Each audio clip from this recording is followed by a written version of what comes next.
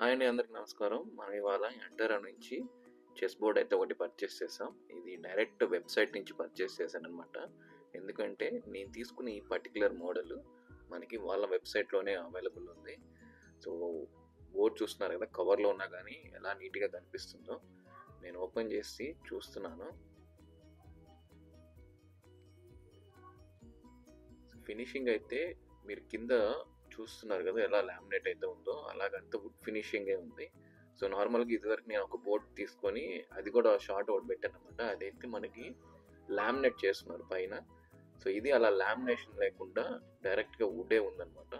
So finishing అయితే చాలా బాగుంది. సో ఇదండి కాయిన్స్ చూసారు ఎలా ఉన్నాయో. సో ఇది వెరైటీగా ఉన్నాయని చెప్పి నేను కాయిన్స్ ఇట్లాంటివి తీసుకున్నాను అనమాట. సో ఇదంతా హ్యాండ్ క్రాఫ్టెడ్ వస్తుంది. సో కాయిన్స్ అయితే చూడండి ఎలా ఉన్నాయో. ఇది వచ్చేసి మన క్వీన్. కాయిన్స్ అన్ని తీసి పక్కన పెడదాము.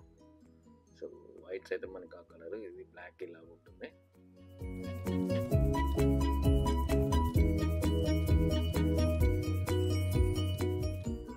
డిస్క్రిప్షన్ ప్రకారం మనకి ఈ ఒక్కొక్క కింగ్ సైజు 4 ఇంచెస్ ఉంటుందని చెప్పారు. సో 4 ఇంచెస్ ఉన్నాయి. అలాగే పీసెస్ కూడా చూడండి ఎంత పెద్దగా ఉన్నాయో. సో నెక్స్ట్ మనం ఈ బోర్డు మీద పెట్టి ఎలా ఉన్నాయో చూద్దాం. సో మనకు బోర్డు మీద అరేంజ్ చేసినాక మనకి ఇలాగైతే కనిపిస్తున్నాయి పీసెస్. సో చాలా ఎలిగెంట్గా ఉన్నాయి, చాలా అందంగా ఉన్నాయి అన్నమాట పీసెస్ ఇక్కడ చూడడానికి. సో వీటిని జినియా పీసెస్ అని ఎందుకంటారంటే, మనకి జినియా ఫ్లేవర్ ఎలా అయితే లేయర్స్గా ఉంటుందో అలాగా మన ఈ పీసెస్ని అయితే హ్యాండ్ క్రాఫ్ట్ చేస్తారు. అందుకని వీటిని జిన్నయ చెస్ పీసెస్ అంటారనమాట.